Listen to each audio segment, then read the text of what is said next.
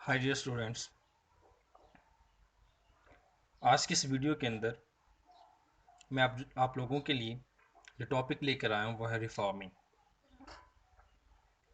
Reforming का अगर हम लिटरली मीन देखें तो रिफॉर्मिंग का मतलब होता है कि किसी चीज़ को रिफॉर्म करना।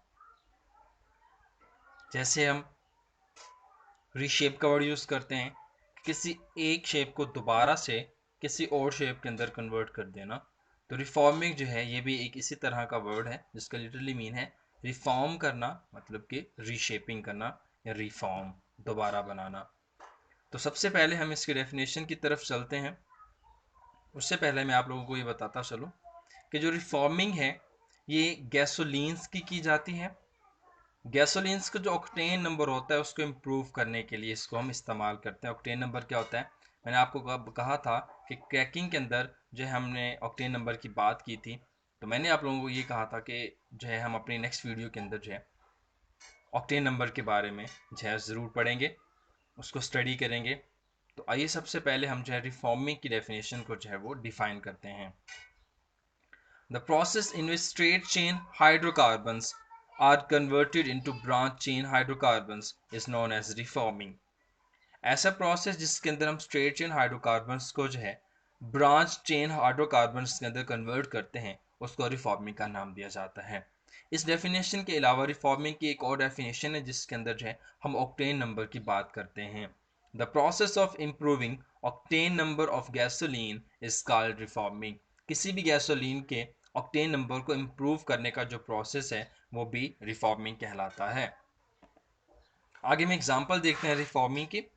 An octane is converted into 2,2,4-trimethylpentane and it has 100 octane number।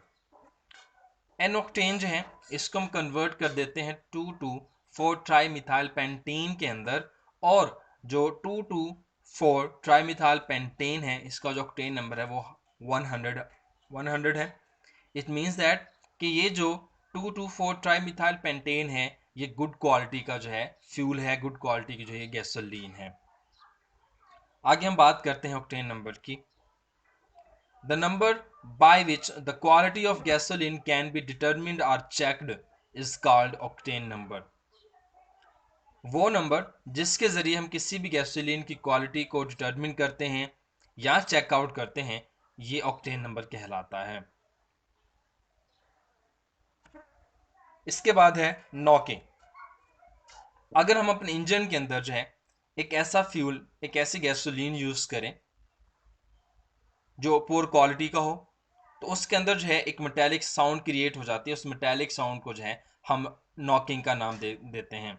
जैसे आप लोगों ने कभी इस चीज़ को देखा होगा, महसूस किया होगा कि जब हम बाइक के अंदर पेट्रोल डलवा के चलते हैं तो बाइक के अंदर जो है हमें टक टक की आवाज़ सुनाई देती है। मतलब जैसे हम डोर के ऊपर नॉकिंग करते हैं तो इस तरह से एक जो है साउंड हमें सुनाई देती है। उस साउंड को जो है हम नॉकिंग का नाम देते हैं।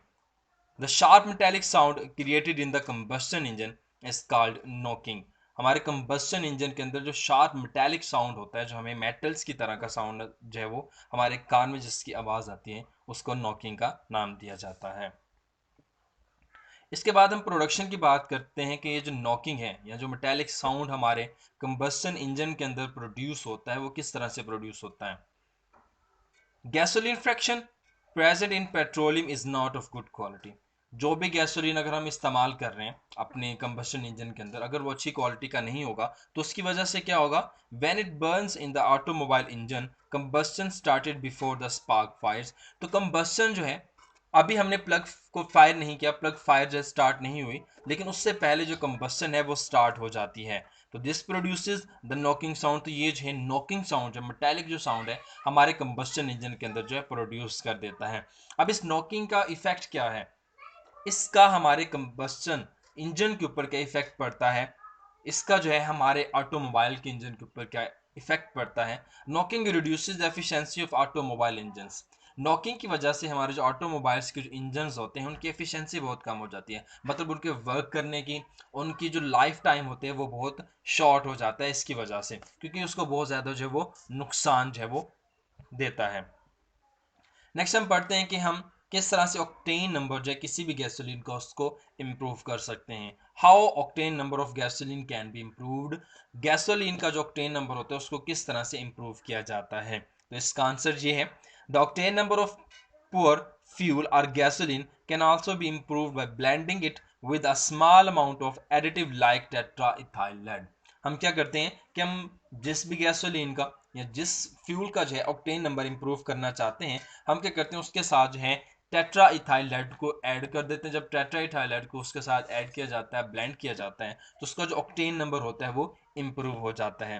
टेट्राइथाइलाइड is an efficient anti knocking agent, और ये एक जो है बहुत ही बेहतरीन जो है वो नॉकिंग एजेंट के तौर पर हम जो टेट्राइथाइलाइड को यूज करते हैं।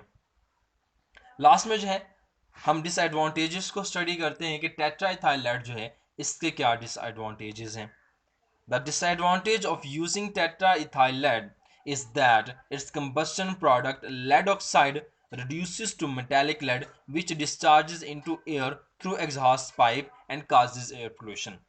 तो जब कंबस्शन इंजन के अंदर जो है या हमारा जो फ्यूल है उसके अंदर हम टेट्राइथाइल लेड को ऐड करते हैं, तो टेट्राइथाइल लेड को ऐड करने की वजह से इसका जो कंबस्शन प्रोडक्ट होता है लेड ऑक्साइड, वो जो है कन्वर्ट हो जाता है मेटेलिक लेड के अंदर, मतलब प्योर फॉर्म के अंदर जो लेड होती है, मेटेलिक लेड मेटल फॉर्म के अंदर जो है लेड जो है वो प्रोड्यूस हो जाती है।